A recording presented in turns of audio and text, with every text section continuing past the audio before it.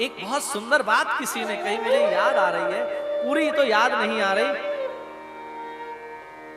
चलो यूं कर लें कुछ पल प्रभु के चरणों में बिताया जाए, और फिर न जाने कब जिंदगी की शाम हो जाए।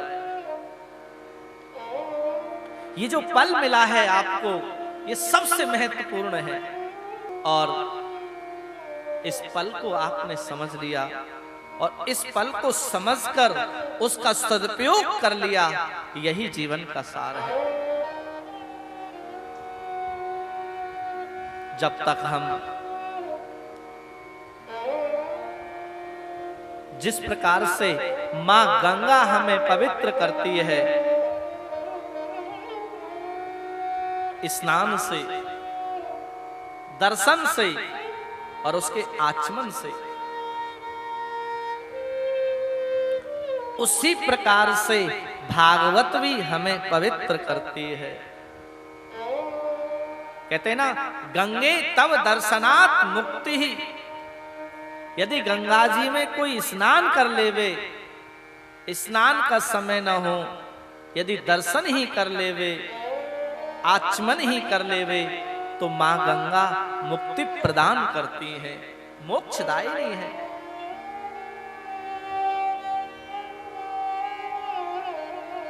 यदि 400 किलोमीटर दूर से भी यदि कोई मां गंगा का स्मरण कर लेता है, तो उस पर मां गंगा की कृपा होती है। अच्छा, जब हम गंगा जी में स्नान करने जाते हैं ना, तो वहां हमारे साथ बड़ी विचित्र बात होती है। जब हम स्नान करने के लिए जाते हैं, तो मां गंगा उस समय आपको ब्रह्मा विष्णु महेश बना देती है।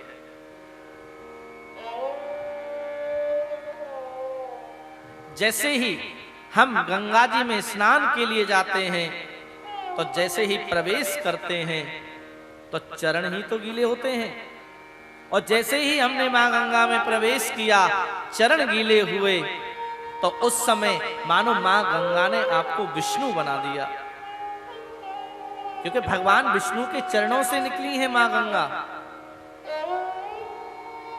विष्णुपदी उनको कहा जाता है। और जैसे ही हम नाक पकड़ के डुबकी लगाते हैं, तो उस समय मां गंगा ने आपको मानो शंकर बना दिया,